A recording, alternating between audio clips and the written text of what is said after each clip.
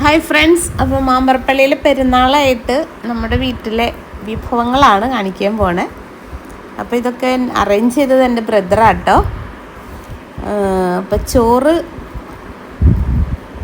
പിന്നെ നമ്മുടെ ഏറ്റവും പ്രധാനപ്പെട്ടൊരു സാധനം അങ്കമാലി മാങ്ങാക്കറി. ഓക്കെ, അടിപൊളി മാങ്ങാക്കറിയാണ്. ആഹാ. അടുത്തത് നമുക്ക് നമ്മുടെ അച്ചിങ്ങ ആൻഡ് കായ ഒലത്തിയത്.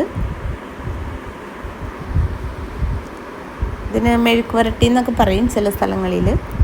പിന്നെ സർലാസ്, എന്തിൻ്റെ ശരിക്കും പേര് എന്താണെന്ന് അറിഞ്ഞുകൂടാ, ഞങ്ങളങ്ങനെയാണ് വിളിക്കുന്നത്.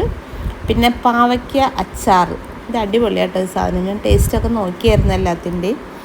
പിന്നെ മീൻ വറ്റിച്ചത്, ഇത് മിക്കവാറും കേര അല്ലെങ്കിൽ ചൂര മീനായിരിക്കും. ഇതൊന്നും ഞങ്ങൾ ഉണ്ടാക്കിയതല്ല, ഞങ്ങൾക്ക് സമയം ഉണ്ടായില്ല, ഞങ്ങളിപ്പോൾ ജസ്റ്റ് വന്നുള്ളൂ ബാംഗ്ലൂരിൽ നിന്ന്.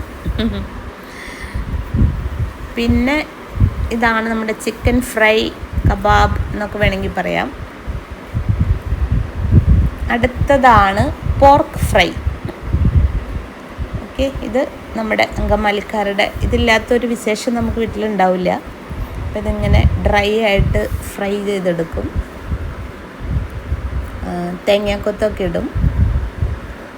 അടുത്തത് നമ്മുടെ ബീഫ് റോസ്റ്റ്. ഇത് പിന്നെ ഇല്ലാതെ ഒരു പരിപാടി ഇല്ലല്ലോ.